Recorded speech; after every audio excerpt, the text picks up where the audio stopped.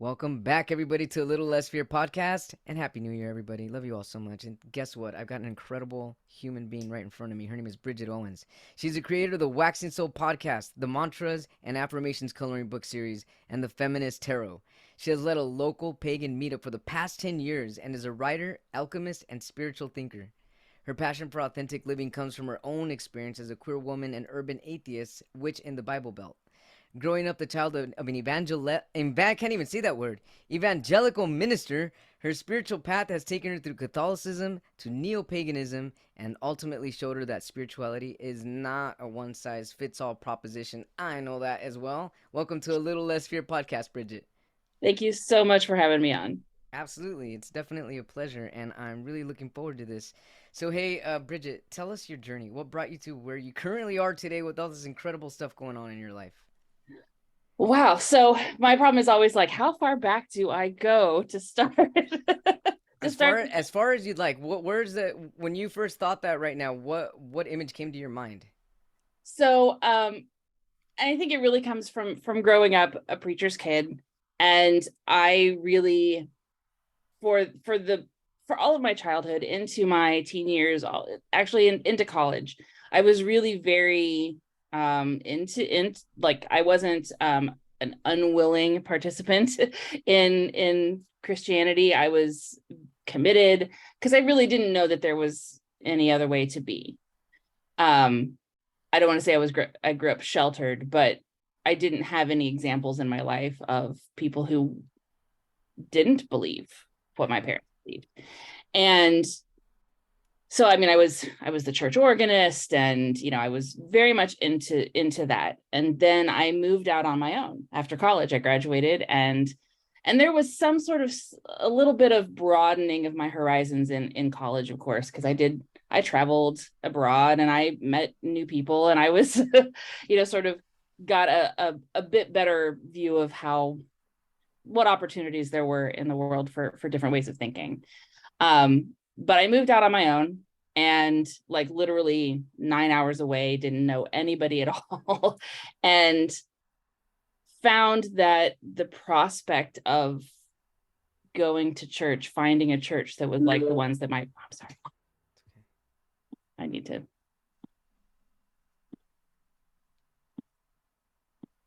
So then at the time you were still going to church even through your Yeah, travel? and Yeah. so I moved to I moved to Chicago, and my Okay. parents, for the first few weeks after I was there, every time I'd talk on the phone, they were like, "So have you found a church? Have you found a church? Have you found a church?" And I was like, "No, not yet."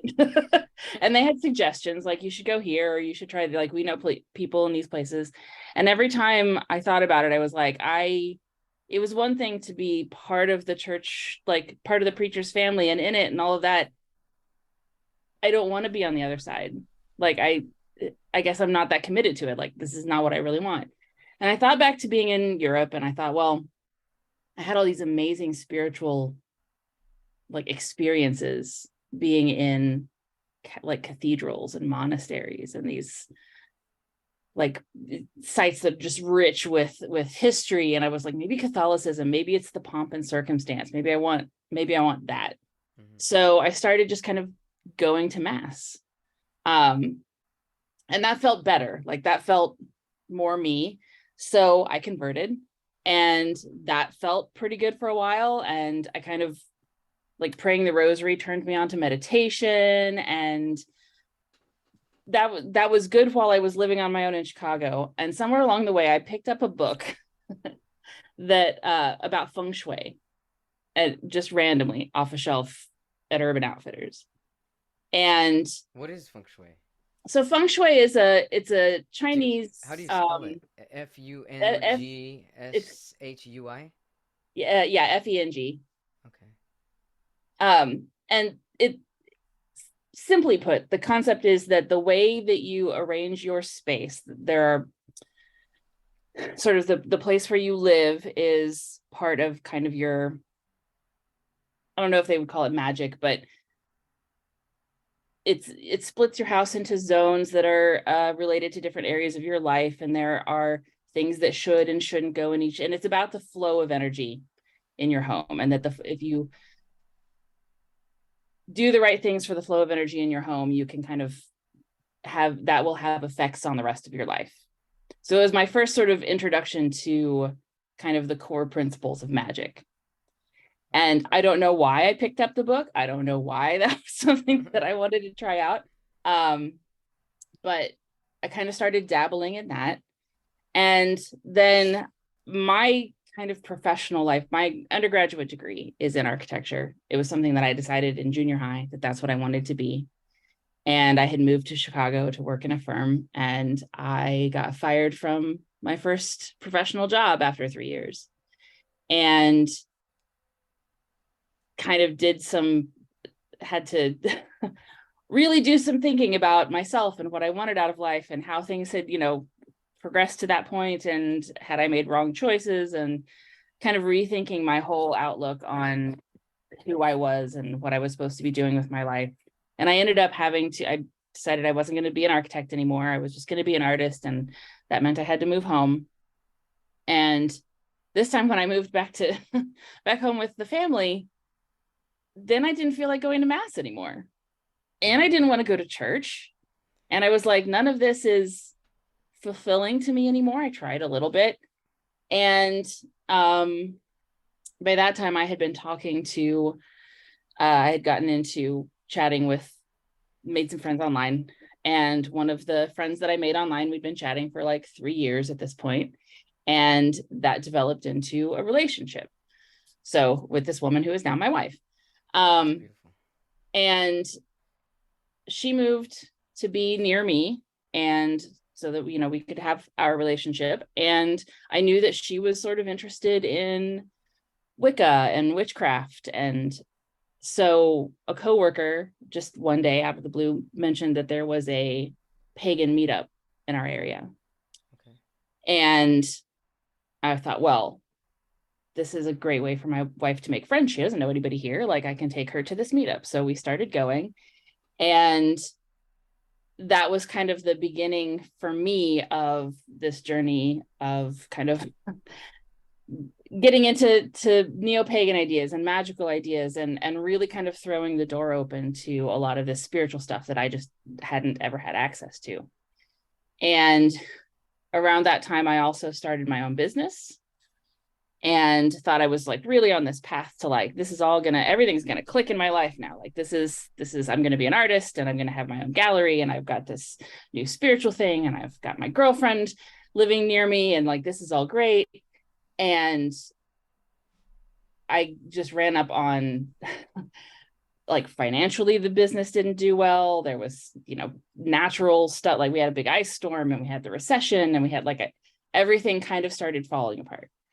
And because I had started reading tarot, and I had started kind of doing self-work and meditating and all of this stuff, instead of falling back to kind of what my parents would have said of like, you need to turn it over to God, I was like, I need to figure out like, what is it in me? What is it about the way I have lived my life that like I got fired from my first job, and like this business is, just self-destructing, and like all of this stuff is falling apart, even when it should, like, there's no reason for it to on the outside, so it has to be inside.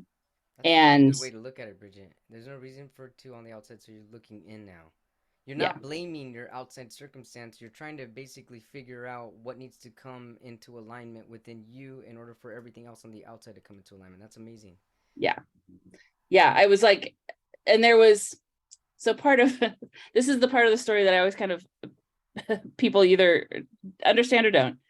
I, out of the blue, just the way things are, I started listening to 9 Inch Nails in like 2006. Yeah.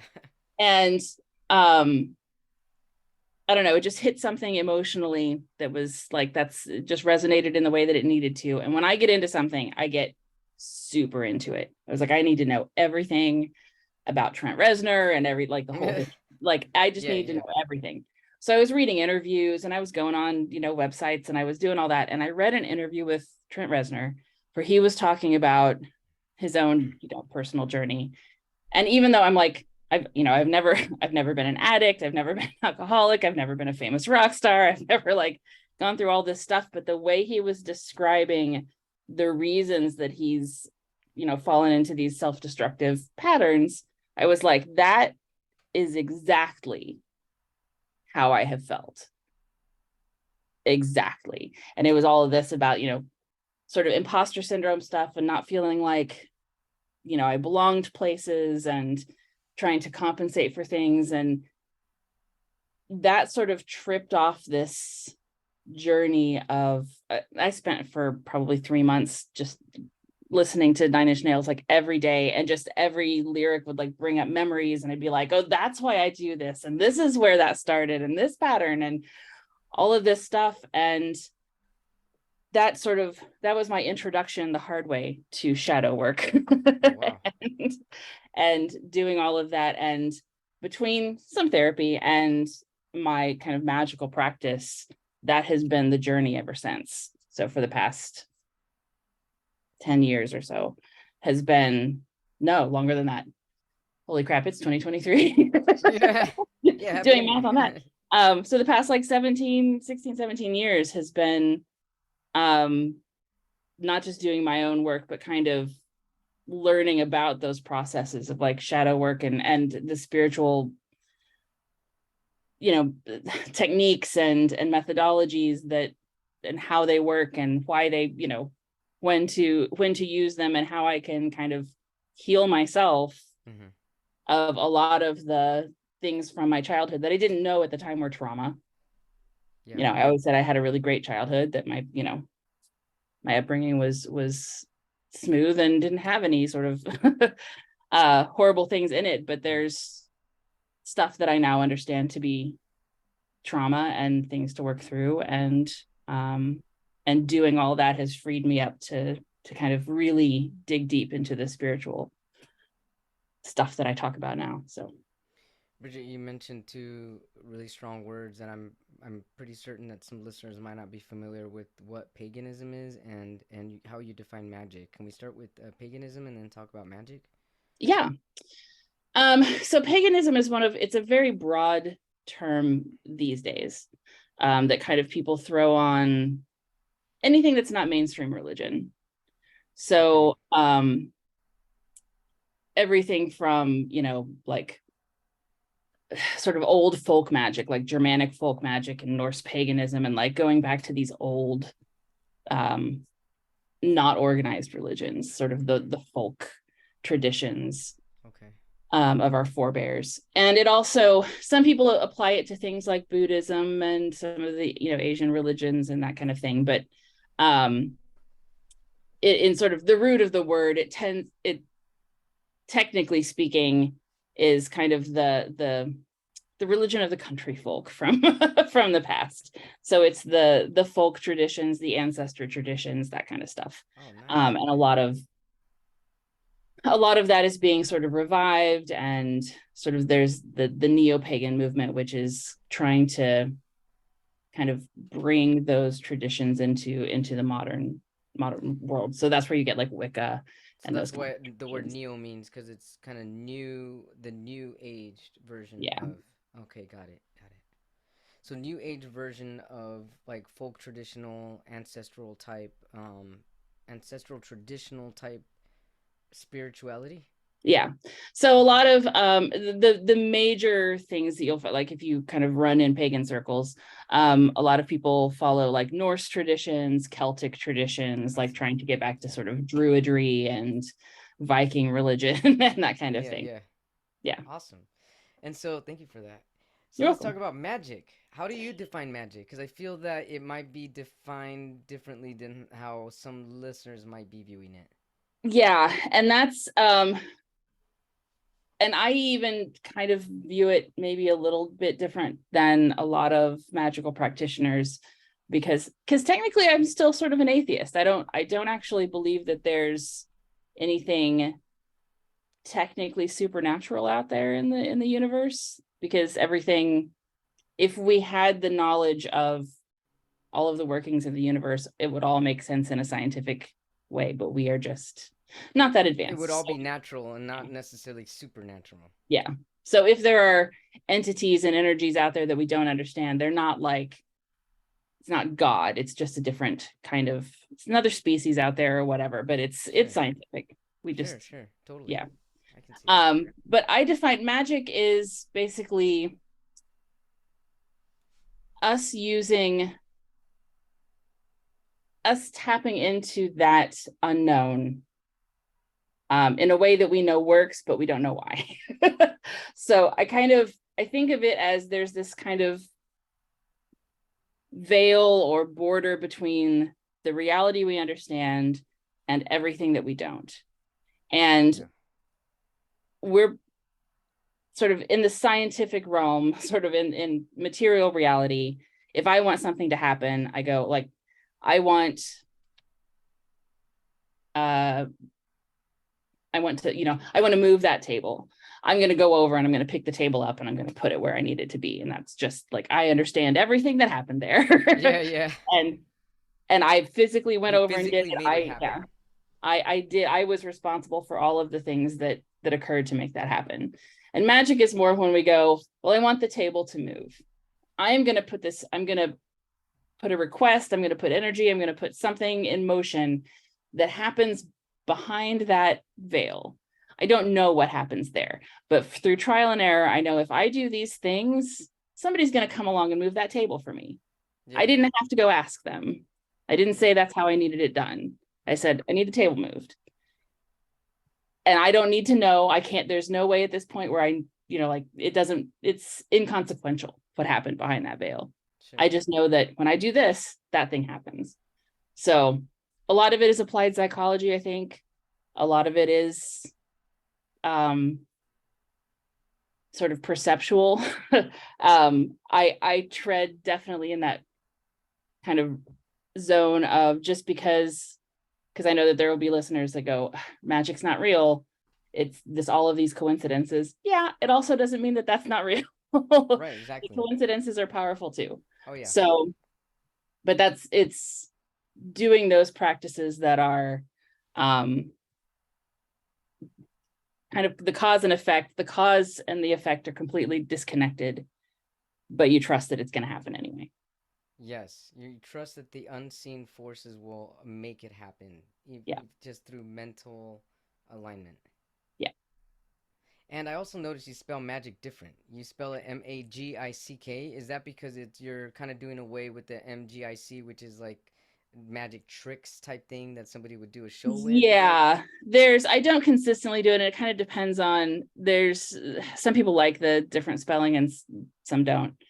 I guess there's controversy there. I don't know. Sure. But it is a way to, I also, when I was in college or in high school, I dated a guy that was an illusionist. I've seen, like there's a difference between, right. Yeah. David Copperfield and which is still fun to watch and stuff. Yeah. So going back to the Feng Shui, did I say that correct? Feng Shui. Feng Shui. Oh my goodness, I did not say that correct. So going back to Feng Shui and making your living space kind of more of your magical freedom, can you dive in a little deeper with that? Yeah, and I will say I'm not an expert. Sure. How do you understand it? I got this one book and sort of operated from it, but the idea is, and this is an ancient Chinese practice. You can hire Feng Shui experts who will come and read your home out and tell you what needs to change. But the idea is that you want the I think it's qi to flow properly in your home. Yes, and that's a reflection, like that sort of magically impacts your life. And it takes your home and it grids it into a 3x3 grid based on directions and where your door is, and kind of depends on, that's what the expert comes in and does. Or like you can find books that'll tell you how to do that. And each zone kind of it corresponds to an area of your life. So there's a zone for like family, and there's a zone for prosperity, and there's a zone for like love and relationships, and there's one for like travel and helpful people and career. And so, and it then corresponds to all of the 5 elements in sort of Chinese magic, and different colors and associations and materials. So it will say, like, if you're struggling with if you're struggling with something in your job, and you can kind of look at that corner of your house and go, oh, this thing shouldn't be there. I should put this type of object. I need a chime that looks like this, or something that's made of this material, and I need to not have this. And there's all of these little remedies. It's basically how magic works. You go, Yeah. I'm going to put this little box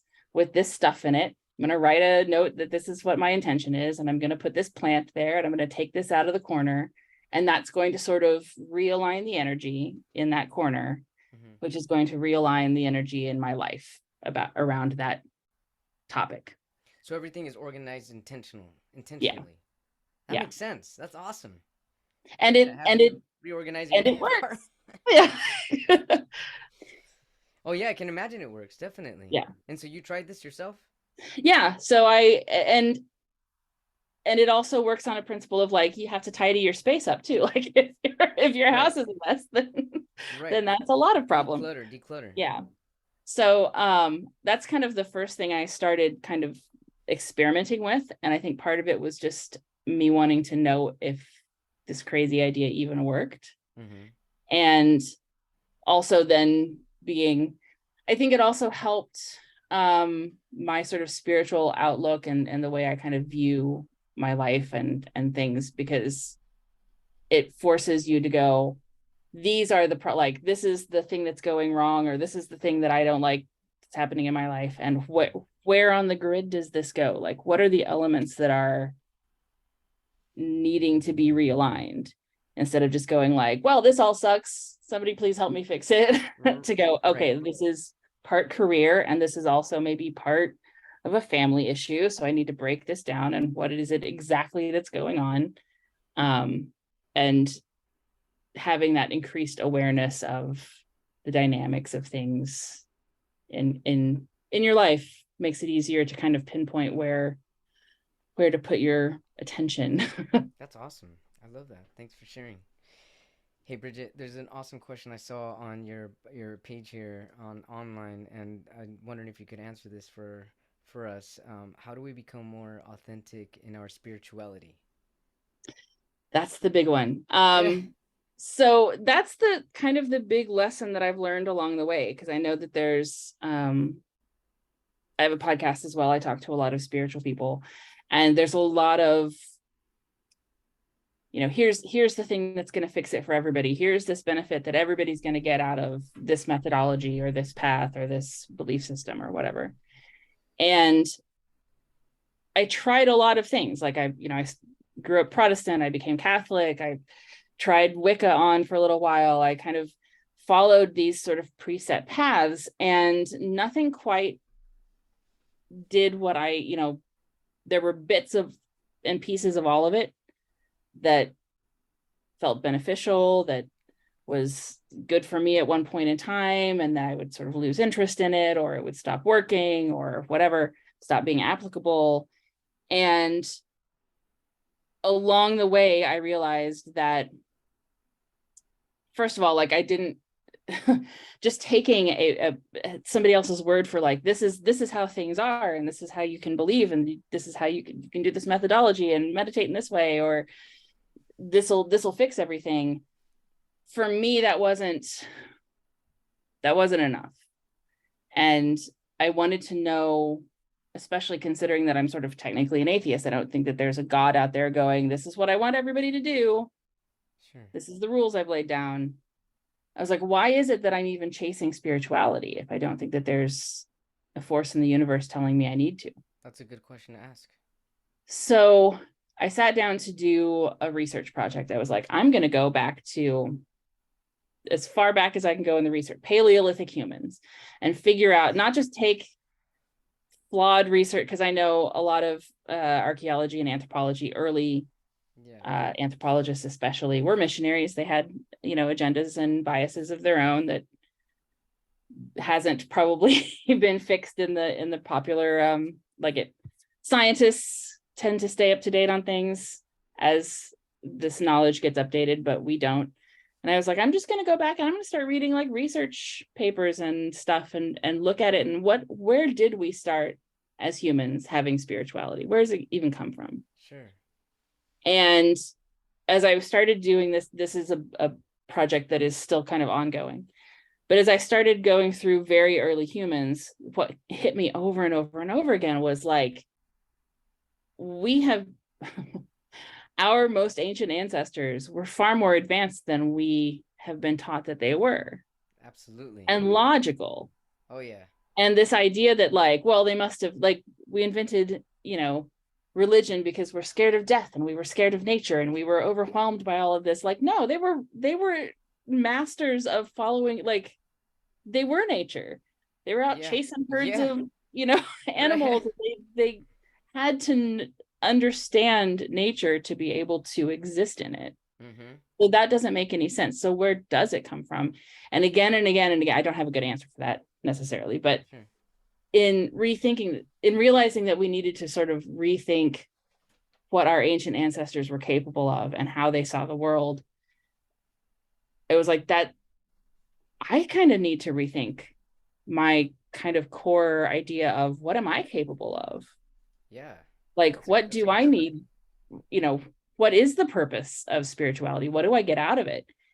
And so this book that I have that I published about a year ago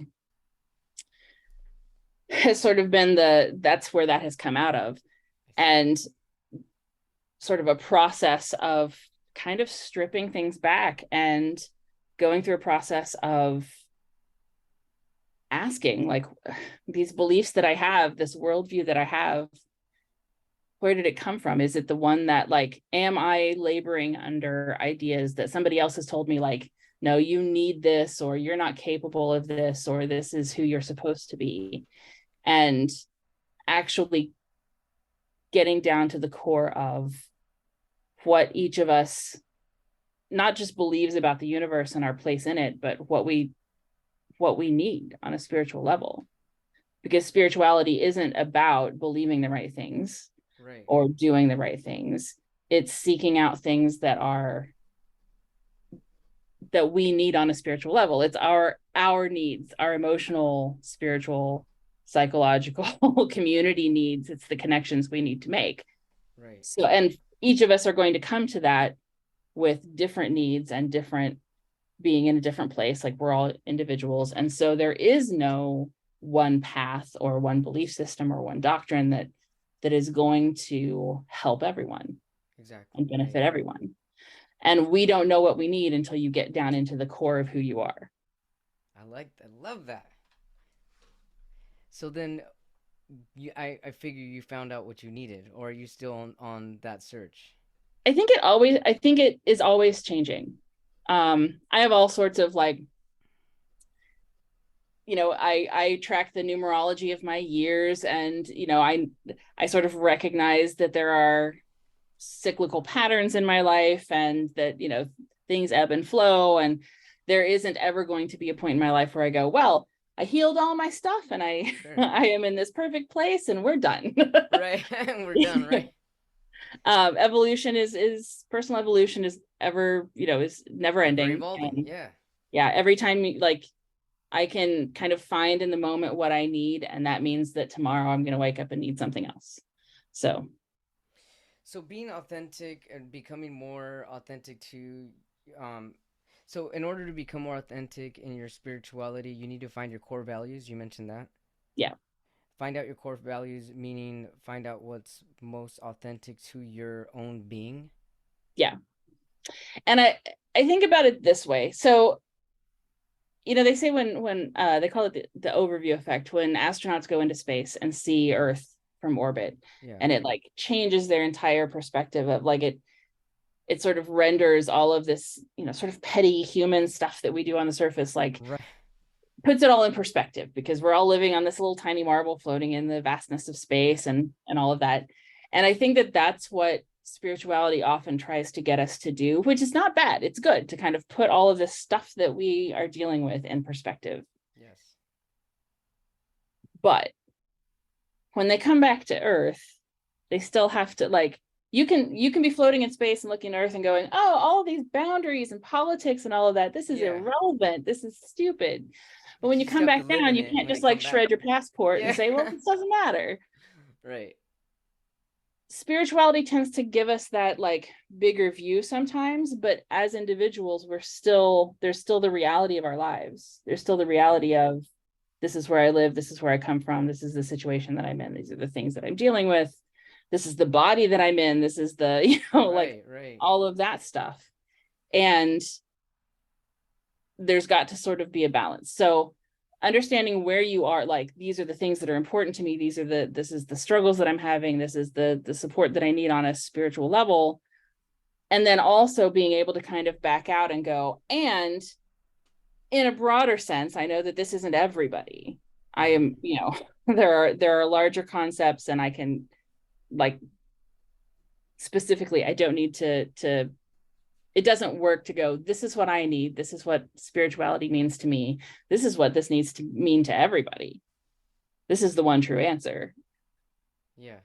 And to recognize that it's an individual path that you're walking, that other people are going to join you on here and there and come in and out of that path, but that all of the tools that we get from spiritual paths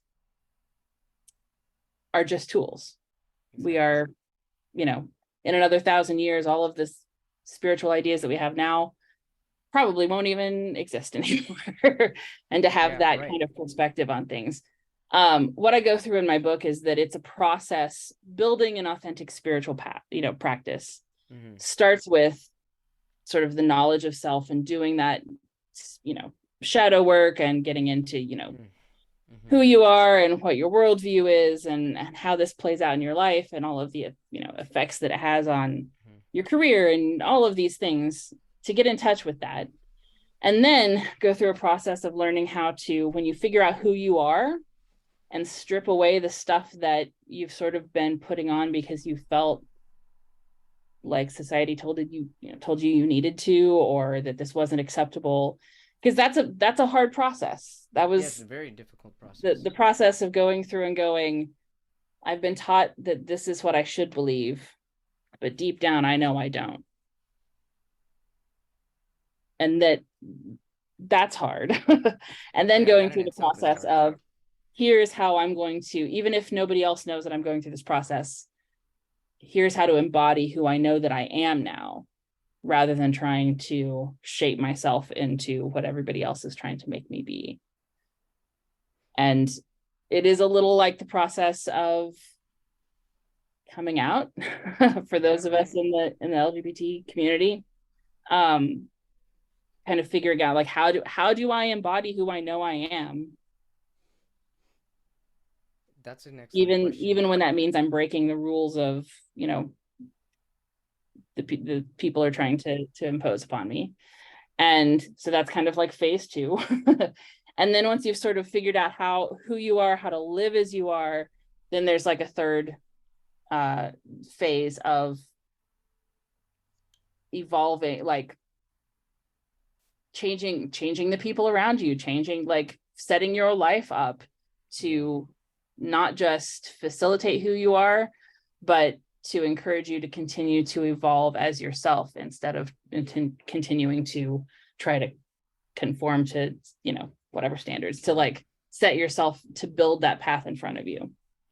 So Bridget, once you start to embody who you know you are, then is that when you can ask spirit, I guess the spirit world, what is the support that I need on a spiritual level? I think that starts. I love that question, by the way. Yeah, I think that starts kind of from the beginning. Okay. So for instance, one of the things that I discovered about myself early on, in my whole 9 Inch Nails phase, was that I had never,